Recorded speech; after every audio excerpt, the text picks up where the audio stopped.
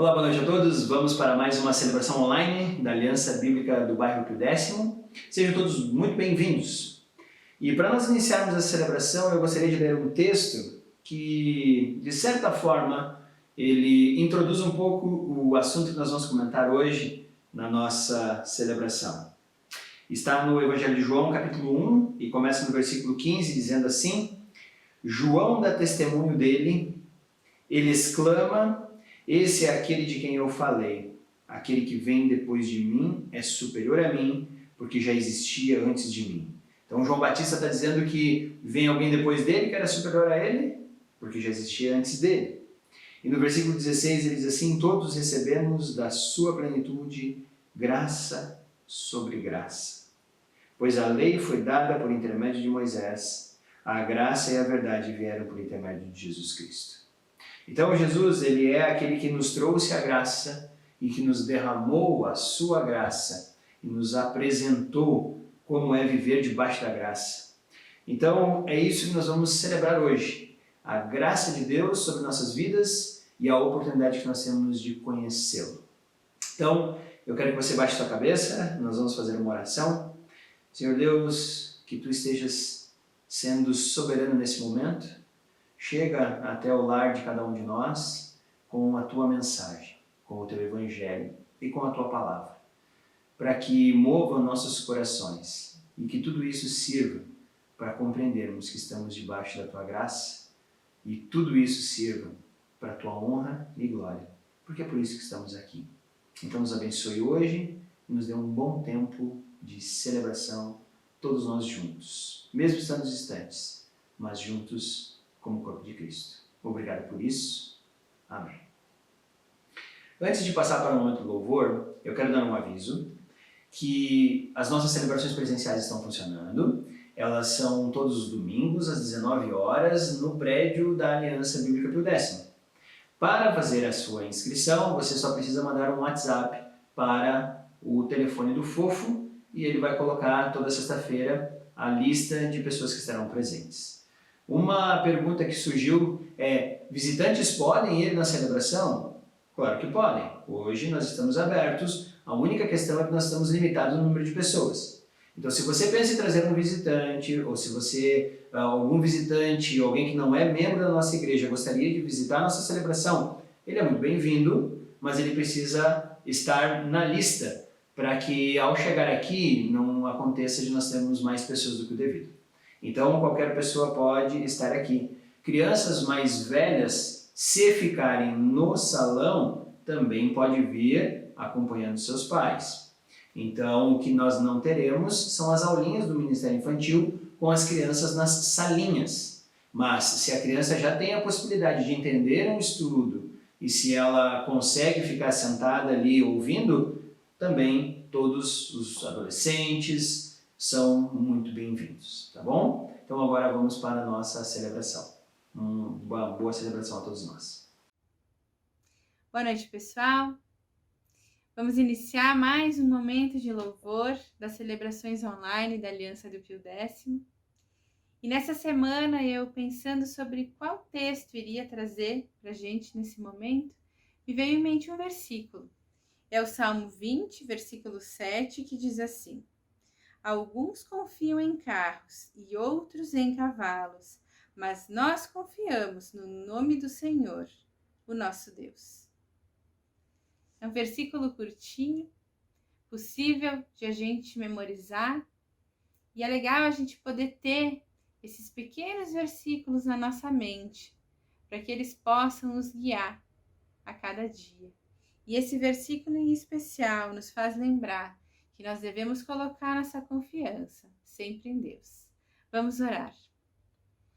Senhor Deus, muito obrigada pelo teu grande amor. Muito obrigada porque Tu, o Deus que criou o céu e a terra, um Deus tão grande, também se importa com pessoas tão pequenas como nós, pecadores, ó Deus. Obrigada pelo Teu grande amor, pela Tua misericórdia. E muito obrigada porque em Ti nós podemos nos sentir seguros. Podemos ter certeza de que Tu tens o controle de todas as coisas, ó Deus. podemos ter esperança. Nos ajuda, Deus, a confiarmos somente em Ti e sabermos que Tu és soberano sobre todas as coisas e que Tu estás atento a cada um. Eis que nós Te pedimos e Te agradecemos, ó Deus, em nome de Jesus. Amém.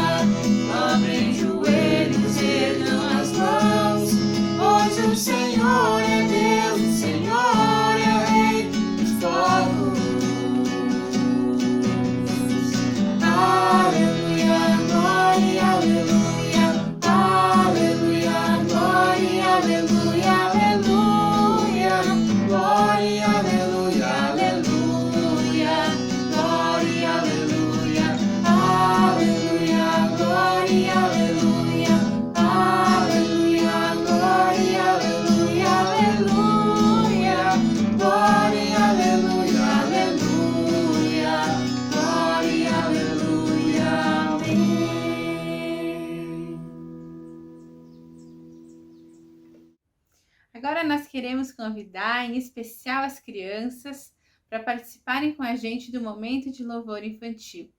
Hoje nós vamos cantar a música de Pedro, Tiago e João no barquinho. Vamos lá?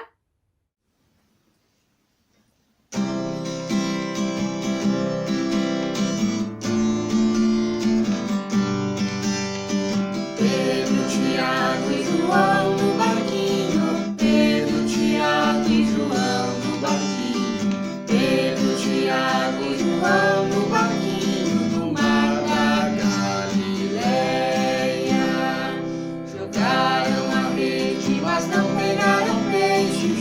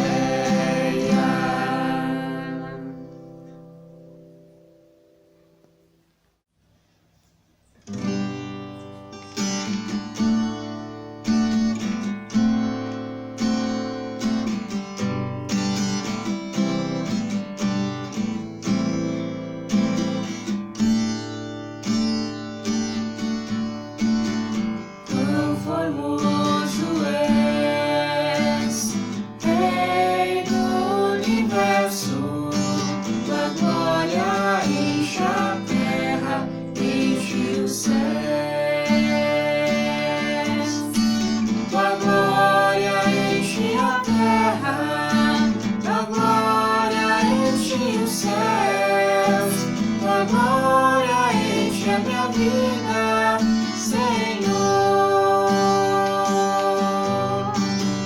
Quão formoso és, Rei do universo, tua glória enche a terra, enche os céus. Tua glória enche a terra, tua glória enche os céus, tua glória enche a minha vida, Senhor. Maravilhoso é estar em tua presença, maravilhoso é poder te adorar, maravilhoso é tocar nas tuas vestes, maravilhoso é te contemplar, Senhor. Maravilhoso é estar em tua presença, maravilhoso é poder te adorar, maravilhoso é tocar nas tuas vestes, maravilhoso é te contemplar, Senhor. Maravilhoso é te contemplar, Senhor.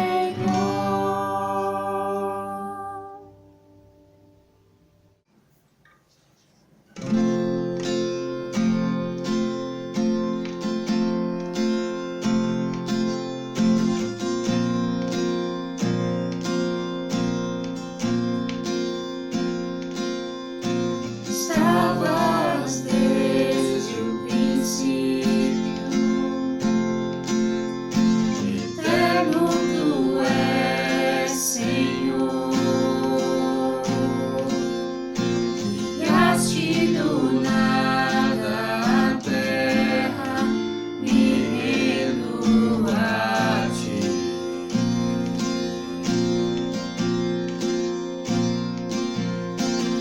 Antes que eu pecasse, pagaste o preço na cruz. Meus erros pesaram em teus ombros, me rendo a ti. Que posso dizer? Que posso fazer? Se não entregar-te, ó Deus, o meu coração.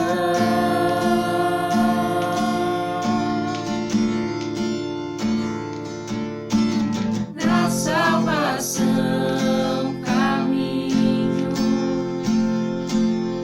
teu Espírito vive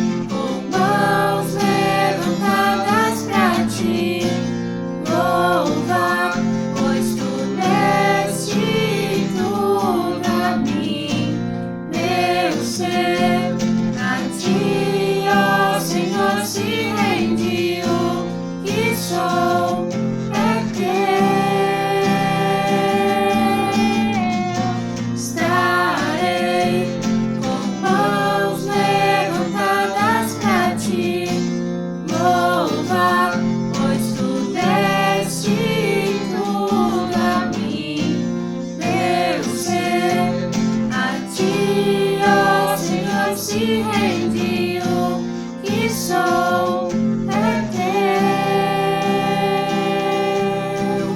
O que sou é teu.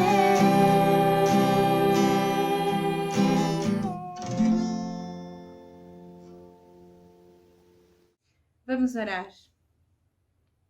Senhor, nós somos muito gratos a Deus pelo teu grande amor, pela tua grande misericórdia, Deus.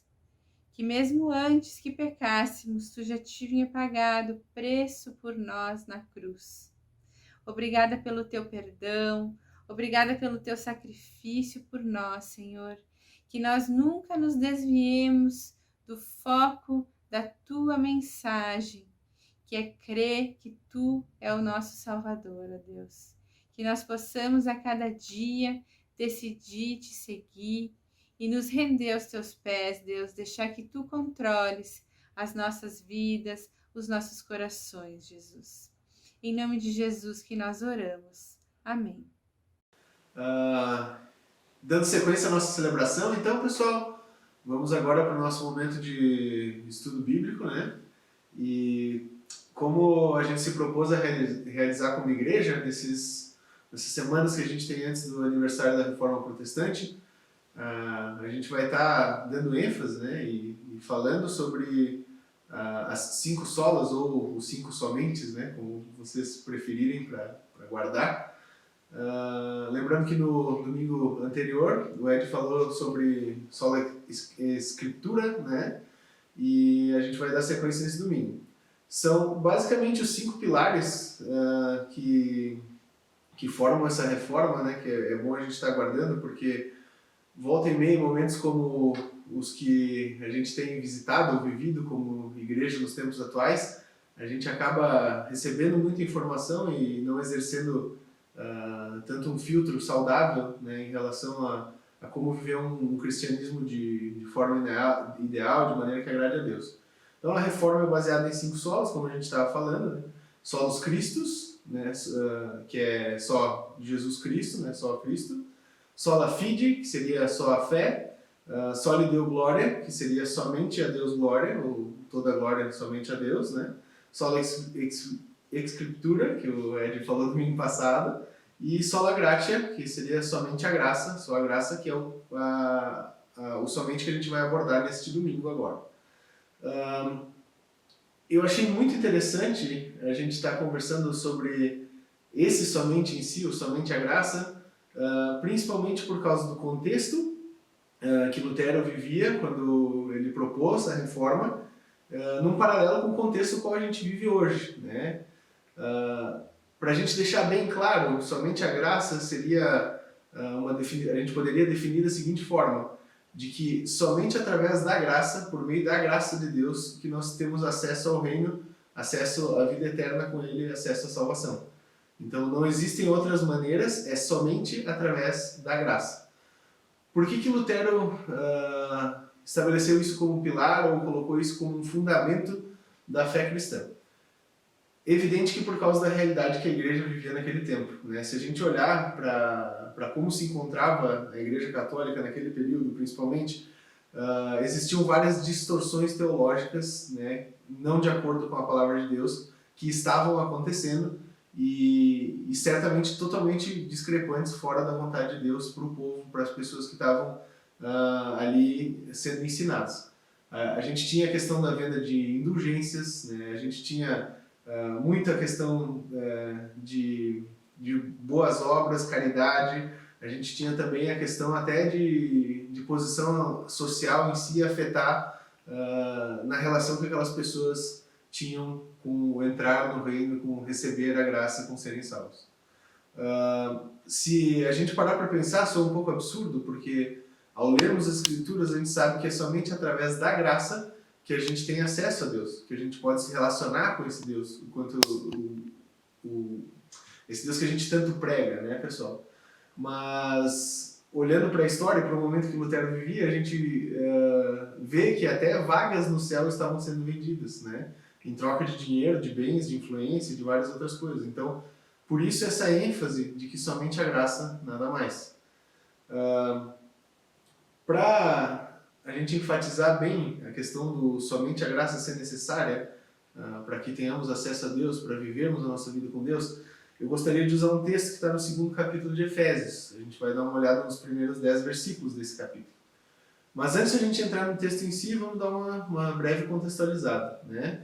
Efésios é uma carta escrita por Paulo, como alguns de nós sabemos, uma carta escrita no cárcere, ou seja, Paulo estava preso quando escreveu a carta aos Efésios.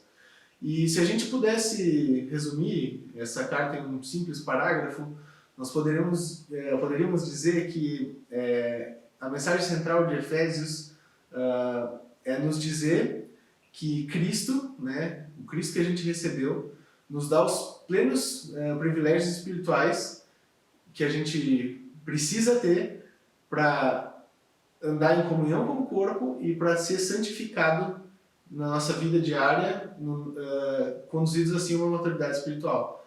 Então, somente Cristo, né, Jesus é o necessário. Em Cristo a gente tem plenamente o que a gente precisa para iniciar esse processo de santificação que leva a uma maturidade espiritual, que nos conduz a uma vida ideal como corpo de Jesus, né, como igreja.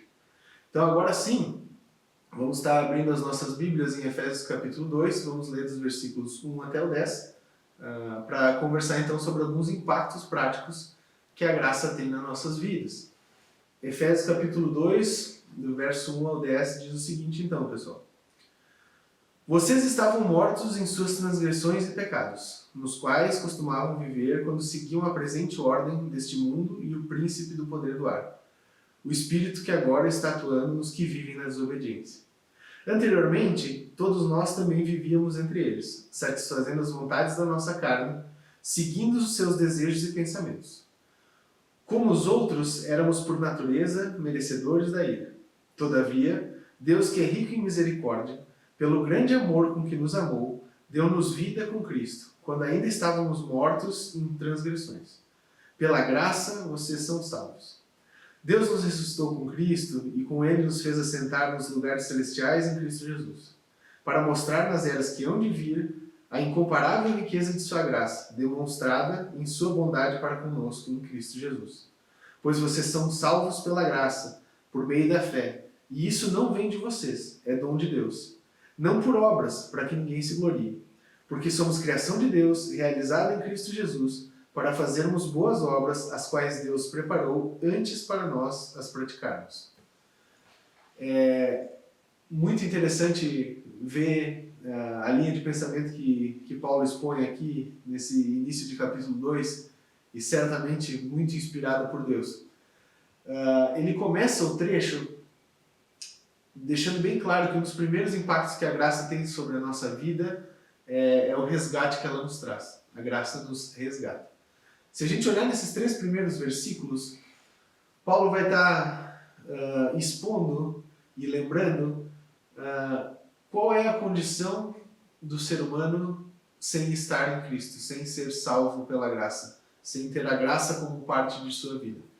Ele vai estar evidenciando o como espiritualmente somos mortos por causa do pecado e o como essas transgressões transformam a nossa vida em algo sem propósito, sem governo, totalmente maleável, né, à influência de Satanás, do mundo em si. Estamos na posição de desobedientes diante de Deus, a partir do ponto em que não conhecemos a graça, em que a graça não toma os nossos corações ou não faz parte daquilo que somos.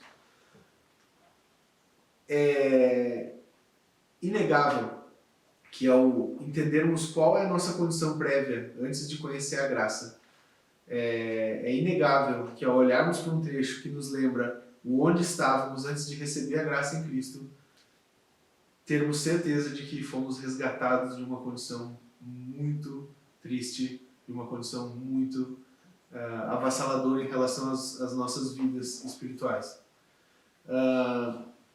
Claro que isso serve também para nos lembrar que sem a graça, sem o agir salvífico de Cristo sobre as nossas vidas, estávamos destinados também à ira, né? No momento em que fôssemos julgados por Deus, por não ter a graça presente nos nossos corações, nosso destino natural é a ira de Deus.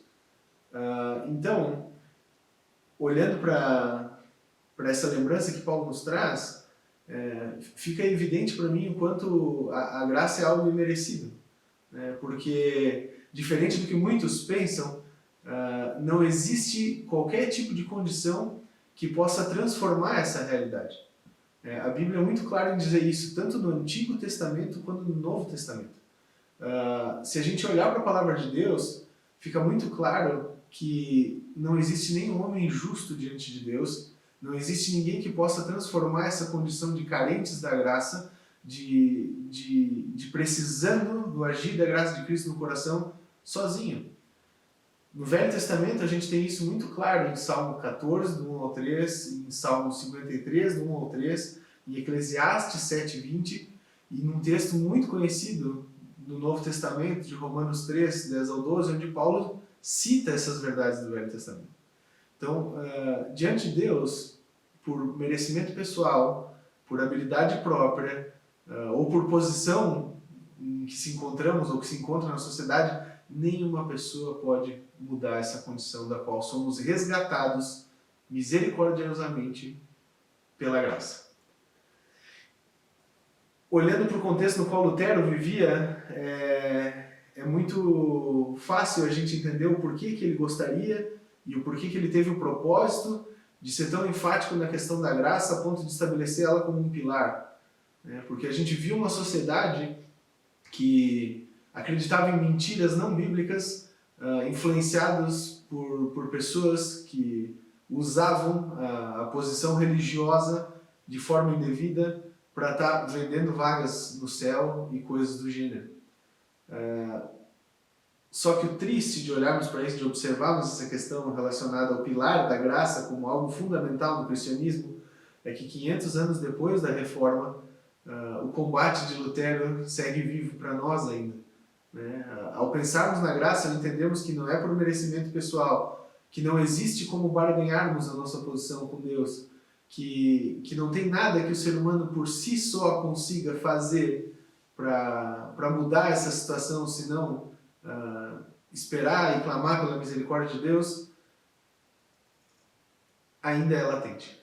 A gente vê igrejas vendendo prosperidade, igrejas ensinando a postura errônea de barganhar com Deus, a gente vê pessoas acreditando que são sim mais merecedoras do que outras, e isso, ao olharmos para a palavra de Deus, ao entendermos a posição da qual fomos resgatados, os 3 primeiros versículos são muito enfáticos em nos lembrar, entendemos que não é verdade.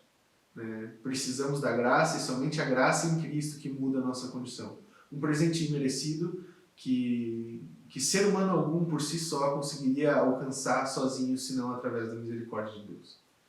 Algumas perguntas muito importantes para a gente fazer depois de entender que é através da graça que podemos estar sendo resgatados e é ela que muda a nossa condição diante de Deus, são bem necessárias aqui, tá, pessoal? Primeiro, o quanto temos tido o hábito de lembrar de onde fomos resgatados, de pensar no como era a nossa vida antes de Jesus e no que passávamos antes do amor de Cristo gracioso e imerecido influenciar diariamente o nosso coração a ponto de nos transformar, de nos restaurar, de nos resgatar. Como minha vida era antes de ter a graça como direção.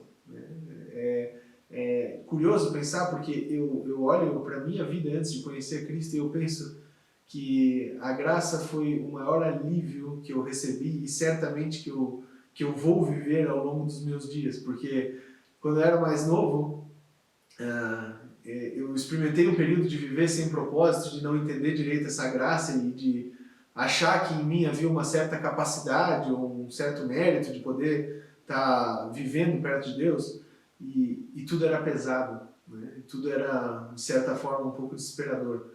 Mas a partir do momento que eu entendi que graça era algo presente, acessível à minha vida, e que não dependia de mim, mas era dom de Deus, realmente, como o texto coloca,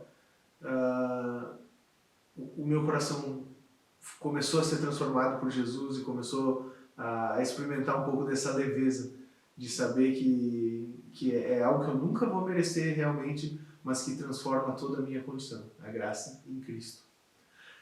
E nesse ponto a gente começa a analisar o restante do texto. Não bastasse de onde a graça nos resgata, Paulo vai seguir o trecho dos versículos de 4 a 6, enfatizando como a graça nos coloca em posição imerecida. Né? Uma posição que nós, pela nossa natureza e por causa do nosso pecado, das nossas transgressões, nunca mereceríamos estar. Então, se a gente olhar dos versos 4 até o 6, Paulo vai estar lembrando que, independente, né, da nossa condição pré-graça, do antes da graça ser parte dos nossos corações, Deus, rico em misericórdia, através do grande amor com o qual nos amou, deu-nos vida com Cristo, né, nos resgatando das nossas transgressões. Deus nos ressuscitou com Cristo e nos fez sentar em lugares celestiais em Cristo Jesus. Então, gente, olhando para isso, fica muito claro entendermos que não tem como retribuir graça, não tem como pagar o preço da graça, e a graça realmente é imerecida. Porque, independente da condição na qual a nossa vida se encontra, antes de entender, conhecer e experimentar a graça em Cristo, Deus nos amou de forma misericordiosa, a ponto de entregar o seu próprio Filho no madeiro, para que a gente pudesse ter o destino da nossa vida totalmente transformado. Ser salvos, ser regenerados, ser restaurados em Jesus. E mais, notem que o texto nos faz uma alusão, nos faz pensar na eternidade, dizendo que nos fez assentar em lugares celestiais em Cristo Jesus. Aqui a gente já tem o vislumbre de que, além de experimentar o resgate imerecido, o relacionamento e o acesso a Deus, que também é merecido para cada um de nós, a gente pode vislumbrar uma eternidade ao lado desse Deus amoroso e misericordioso que nos resgatou de forma graciosa. Fica claro notar que a vida passa a ser outra a partir do momento que a graça habita em nosso coração e que entendemos a necessidade que temos de Cristo, do senhorio e da salvação dele sobre nós. Se até agora a gente não tinha se convencido dessa realidade, Paulo é bem enfático em estar frisando essas coisas para que a gente lembre do como fomos resgatados de uma situação que não conseguiríamos sair sozinhos por meio da graça, de como graças a esse agir gracioso de Cristo na cruz por cada um de nós, recebemos posição imerecida. Somos filhos de Deus, temos acesso a Ele, podemos nos relacionar de forma próxima e íntima com o Senhor. Não tem como olharmos para textos assim e não nos sentirmos de certa forma constrangidos, né? Porque realmente não depende de nós, mas ao mesmo tempo o maior presente que cada um de nós como cristãos pode experimentar ao longo de nossas vidas, o sermos resgatados pela graça de Deus. Para pensar um pouquinho aí agora. O quanto essa verdade latente de uma vida baseada na graça, resgatada e transformada por ela, conduzida para um relacionamento com Deus através da graça também, tem nos feito sentir o amor de Deus diariamente. Muitas vezes as circunstâncias elas nos atordoam e fazem a gente se esquecer de coisas tão importantes como essa. Mas é muito importante para nós como cristãos lembrarmos da posição merecida que temos mediante a graça em Cristo. Independente de estarmos vivendo um momento de pandemia, de crise econômica, de polarização político-social, de conflitos o tempo inteiro ao nosso redor, de insegurança à nossa frente, a graça é consolo e lembrança do amor de Deus para cada um de nós. O quanto temos nos permitido ser confortados por essa verdade que é suficiente para que a gente possa ter motivação necessária para seguir em frente nos momentos tristes e difíceis da vida. Temos nos alegrado nessa verdade, de que através da graça experimentamos um relacionamento com Deus que só é possível através dessa misericórdia que Ele expressa por cada um de nós, através de algo que nenhum de nós tem capacidade para merecer sozinhos. Eu me empolgo quando olho para trechos como esse, mas ao mesmo tempo eu fico desafiado, eu me sinto desafiado a ser grato, a demonstrar gratidão e compromisso com esse Deus que me resgatou graciosamente da condição na qual eu me encontrava e me colocou, e tem me colocado, me mantido sustentado em uma posição onde eu posso me relacionar com Ele, onde eu posso conhecer mais dele, onde eu posso aprender mais dele e demonstrar mais dele para as pessoas. Então, o primeiro impacto que a gente tem olhando para esse texto é que fomos sim resgatados de uma situação terrível por meio da graça. Segundo impacto é que a graça nos coloca numa posição imerecida, de resgatados de algo terrível, de um destino horrível, para aptos a relacionar-se com Deus, a ser parte da sua família, a ser parte do reino. E por fim, se a gente olhar dos versos 7 ao 10, a gente vê que a graça também nos dá propósito, né? A graça nos dá um chamado. É através da graça de Deus que a gente deixa de ser governado pelo príncipe do ar, como o texto coloca, ou deixa de viver sem sentido, e passa a ter um chamado, um propósito muito claro nas nossas vidas. Se a gente olhar para o verso 7, Paulo vai estar falando sobre o propósito, né, que a graça, enfim, tem nas nossas vidas, que é mostrar nas eras que hão de vir a incomparável riqueza dessa graça que a gente tem em Cristo e da bondade de Deus para conosco. Porque a gente é salvo somente por meio da fé, do dom que vem de Deus. Não é por nossa capacidade, não é por aquilo que a gente é, ele enfatiza aqui de novo, não é por obras, não é por nenhum motivo que faça alguém se gloriar, mas é simples e puramente através da graça de Cristo que somos salvos e ao mesmo tempo somos usados, né, por Deus para estar realizando as boas obras que a gente tem ali no verso 10, que Ele preparou de antemão para nós praticarmos. Então, fica claro o contraste de que antes, além de condição terrível, além de estarmos numa posição que não nos relacionávamos com Deus, não estávamos cooperando com o reino, não tínhamos um propósito claro que apontasse para isso, porque não tínhamos parte com Deus. A partir da graça, somos resgatados, passamos a ter uma posição que a gente não merece de se relacionar e ter acesso a esse Deus e mais. A gente passa a poder ser usado por Ele, a poder praticar o que Ele nos ensina através de Sua palavra, a poder reproduzir o caráter de Cristo em nossas vidas, tentando imitar Ele em tudo que a gente faz e demonstrando para o mundo de onde vem essa graça que nos transformou, o como fomos resgatados, o como saímos da condição que estávamos e vivemos agora próximos de Deus. É muito interessante olhar para essa lógica do texto, porque a gente entende que a graça é um fator que transforma as nossas vidas, que Deus usa para transformar a nossa condição, que Deus usa para nos tornar agradáveis diante dele. E se conectamos com entender essa verdade de forma firme, de forma constante nas nossas vidas, podemos expressar esse propósito do reino em tudo aquilo que a gente é. A gente pode parar e biblicamente inspirados e diante de Deus clamando, traçar estratégias para que possamos demonstrar desse reino onde quer que a gente esteja.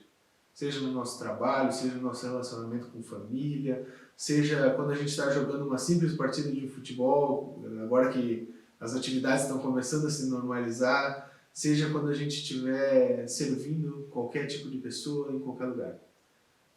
É através da graça que a gente pode olhar para essas situações entendendo que temos um chamado celestial, né? Que a nossa pátria não fica por aqui e que é o agir de Deus que flui, que transborda nas nossas vidas a partir do momento que a graça nos resgata. Então, pessoal, para nós nos avaliarmos agora, né, em relação a essa questão do como a graça produz um chamado específico em prol do reino nas nossas vidas. O quanto nós temos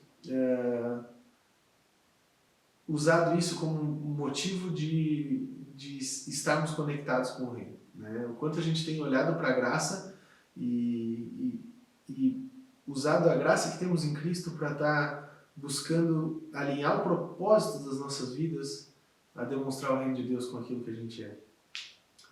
Que impacto, né, a graça tem tido no nosso convívio com o corpo, com a igreja? O como temos pensado em agir demonstrando essa graça em meio à nossa vida como comunidade. O quanto a gente tem usado a graça como motivador para a nossa vida como sociedade. O quanto a graça tem sido expressa através de tudo aquilo que a gente é e faz durante o dia a dia. Eu acredito que é muito importante a gente nos autoavaliar à luz da Bíblia e em relação ao como a gente tem levado a graça a sério no nosso dia a dia, sabendo que isso vai fazer com que a nossa fé amadureça dia após dia. Entender que a graça é algo para nós demonstrarmos através daquilo que somos, porque ela é instrumento de Deus para estar transformando toda a nossa realidade. Então não podemos nos desconectar disso, temos de estar lembrando constantemente do como é a graça que nos permite poder viver, experimentar e praticar essa vida totalmente transformada por Jesus. Só para a gente não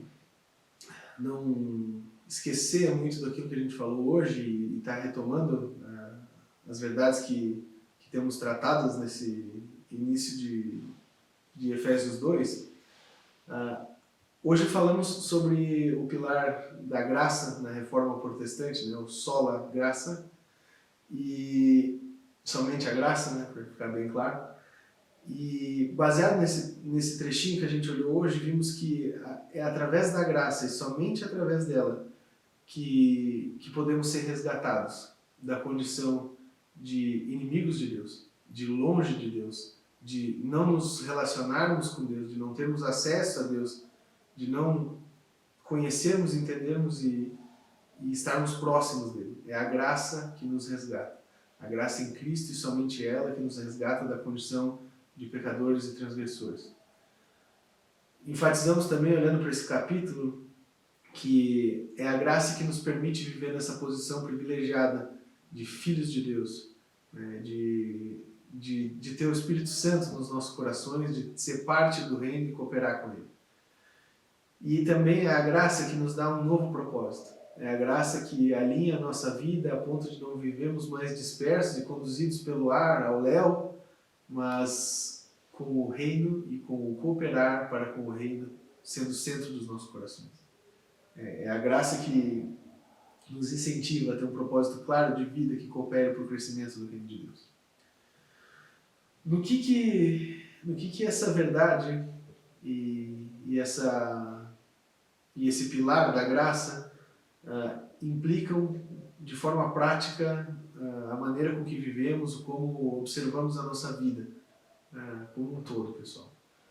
Acho que a primeira coisa que temos que lembrar ao entender que é somente através da graça que temos acesso a Deus e nada mais, é Cristo Jesus que nos permite experimentar e viver essa graça, temos de estar bem cientes de que fomos resgatados ou estamos na condição de que precisamos ser resgatados. Não existe nenhum tipo de meritocracia no cristianismo, não existe nenhuma outra estrada que leve o processo a Deus, não existe nenhum atalho que nos permita estar transformando a nossa condição, senão a graça em Cristo. Então, Lutero certamente estabeleceu esse pilar pensando nessas questões, mas principalmente inspirado pela mensagem da Palavra de Deus. A Bíblia nos deixa muito claro que é só a graça que nos conduz a uma vida como amigos de Deus, como resgatados e salvos por Cristo, tendo Ele como nosso Senhor e Salvador. Nada mais. Graça também deve nos produzir gratidão no coração, de nós para com Deus. Ficou bem claro, olhando o texto, entendendo a proporção da graça, que nunca vamos conseguir retribuir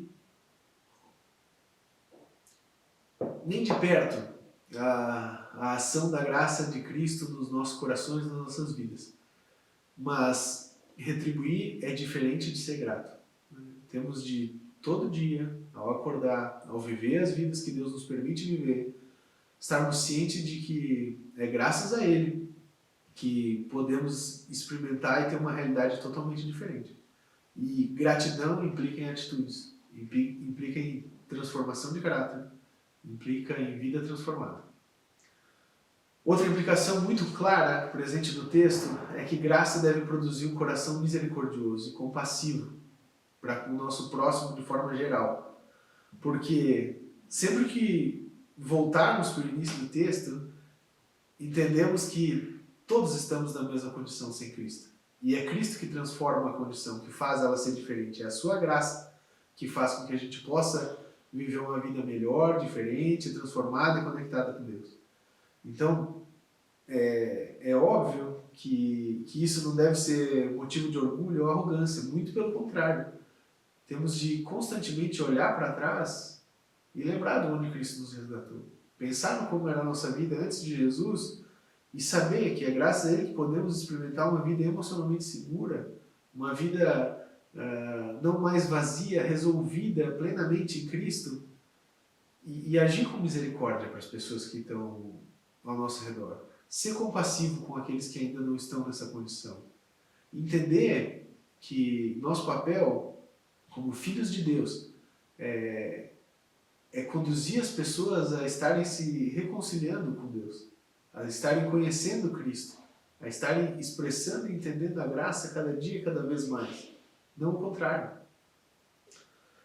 Graça também nos conduz para atitudes que cooperam com o reino de Deus, na nossa vida como um todo. A gente não passa mais a viver para nós mesmos. Através da graça, recebemos um propósito maior que é cooperar com o reino. E o reino de Deus deve ser o centro de nossas vidas. Devemos entender que Cristo é quem domina sobre os nossos corações. Cristo é o Senhor de tudo aquilo que somos. Então, o natural, a partir da graça, é cooperarmos para com o reino, não diferente disso. Também é muito importante não usarmos a graça como desculpa.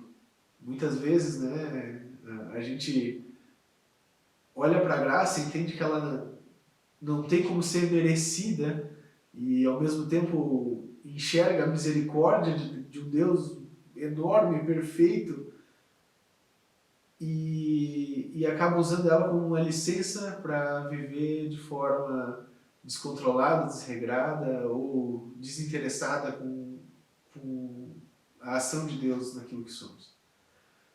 Romanos vai deixar bem claro que, sim, Deus nos resgatou dessa condição e transformou muitas vezes o nosso ser de forma enfática, nos lapidando a ponto de dia após dia estarmos nos aproximando de agradar a Ele com aquilo que somos nas nossas vidas. Mas, ao mesmo tempo, a palavra de Deus deixa muito claro que graça não é licença para pecarmos deliberadamente. Bem pelo contrário, a graça deve ser incentivo para não pecarmos mais. A graça deve ser incentivo para obediência. A graça deve ser incentivo para um coração que se submete à vontade de Deus e não ao contrário disso. E por fim, pessoal, a graça não é só para o indivíduo, mas a graça é para o corpo de Cristo. O corpo de Cristo deve expressar a graça em suas ações totalitariamente. Como igreja, como Aliança Bíblica do Bairro Pio X, temos de estar muito preocupados em expressar a graça de Deus com aquilo que a gente é como comunidade. Então, temos sim de estar constantemente nos avaliando e nos desafiando à luz da graça exposta nas Escrituras, entendendo que não existe cristianismo sem graça de Cristo, que o cristianismo depende do sermos salvos pela graça imerecida do nosso Senhor Jesus. E como igreja, é nosso papel expressarmos essa graça para todos que estão ao nosso redor. Como cristãos, nosso papel é expressar essa graça mediante nossas vidas para todos que estão perto ou próximos de se relacionar conosco. Como que a gente aplica esse desafio muito grande, então? né? Porque a gente olha para a graça e muitas vezes tem aquele sentimento de que a graça é a parte legal, bem colorida e divertida daquilo que Deus é, né? Mas olhando para um trecho assim, é muito claro que a graça sim é o amor de Deus para conosco que nos transforma, restaura e regenera, mas também é motivador para que nós possamos nos desafiar a viver compromisso, a demonstrar um amor que nos transforma para os outros que estão perto de nós. De prático, gente, o que a gente pode fazer em relação às nossas vidas para com o pilar da graça, para com a sola gratia, como o Lutero escreveu nas 5 solas dele lá, é diariamente estarmos comprometidos e preocupados em expressar essa graça. E sermos aqueles que como arautos do Evangelho, como mensageiros de Cristo e do Reino na Terra, se preocupam em demonstrar da graça que foi instrumento para que pudéssemos ter uma vida transformada em tudo que a gente faz. Então, quando você estiver lá no seu trabalho, numa situação difícil, onde todo mundo ficaria nervoso, irado, perderia a paciência, lembra da graça e age conforme ela. Quando você estiver na escola, na faculdade, todo mundo estiver talvez de repente tratando mal uma pessoa, não agindo com respeito com uma autoridade, ou de alguma forma não demonstrando o amor de Cristo nas suas atitudes, você, por conhecer a graça, ter sido resgatado por ela, haja conforme o padrão que a graça estabelece em Cristo para o teu coração e para a tua vida. E que isso se reproduza, que esse desafio se reproduza em todas as esferas. Para que as pessoas possam olhar para nós, como cristãos, como indivíduos, como igreja, como comunidade, e ver a marca da graça de Cristo sobre as nossas vidas. Sabemos que somos sim insuficientes, falhos, imperfeitos, mas ao mesmo tempo a graça de Cristo tem nos transformado. A graça de Cristo tem nos tornado gratos e a graça de Cristo tem nos conduzido dia após dia a cooperar e viver na direção do Reino. Então que esse possa ser o desafio prático que a gente vai levar do lembrar que o cristianismo sim é baseado na graça de Cristo e depende dela para o nosso viver diário, para o nosso dia a dia. Né? Lembrando de Efésios capítulo 2, do verso de 1 ao 10, dá uma visitada nesse texto de novo durante a semana e procura tantos outros textos no Novo Testamento e na Palavra de Deus como um todo que vão mostrar essa ação misericordiosa de Deus, imerecida para com as nossas vidas, a ponto de estar nos resgatando de uma condição de não amigos, de inimigos de Deus, para poder ser filhos de Deus, resgatados por Ele e pela sua tremenda graça e misericórdia, transformados a cada dia. Vamos orar, pessoal? Senhor Jesus, somos muito gratos porque existem textos que o Senhor usa para estar lembrando o nosso coração e nos desafiando de abandonar vários padrões que não te agradam e se permitir ser transformados por Ti. Obrigado, Deus, porque quando a gente olha num trecho como esse que a gente estudou juntos como igreja hoje, fica bem claro que não existe ser humano que consiga por si só transformar a sua condição de pecador, de transgressor diante de Ti, Senhor, de estar afastado por causa da natureza do pecado no relacionamento contigo. Mas ao mesmo tempo, é através do Teu amor, Pai, e é através da vida do Teu Filho lá naquele madeiro, em favor de cada um de nós, que a gente pode ter essa condição transformada de forma graciosa. Que dia após dia, Senhor, a gente seja grato por isso. Sabemos, Pai, que não existe como retribuir isso, né? É impagável, é imedível, Senhor, o tamanho da graça, assim como do Teu grande poder, Pai. Mas transforma o nosso coração, a ponto de que a gente consiga viver de maneira que Te agrada, Senhor, como igreja. Cuida para que a nossa vida, as nossas atitudes e decisões possam estar alinhadas a essa graça que transformou tudo aquilo que a gente é, Pai. E nos deixa bem cientes daquilo que a gente faz e não Te agrada, porque a gente se desafia por Ti estar sendo transformado e mudar, Senhor. É isso que pedimos e agradecemos no Teu nome, Senhor Jesus. Amém. Boa noite, pessoal. Que Deus nos abençoe nessa semana e nesses desafios que a gente tem pela frente aí.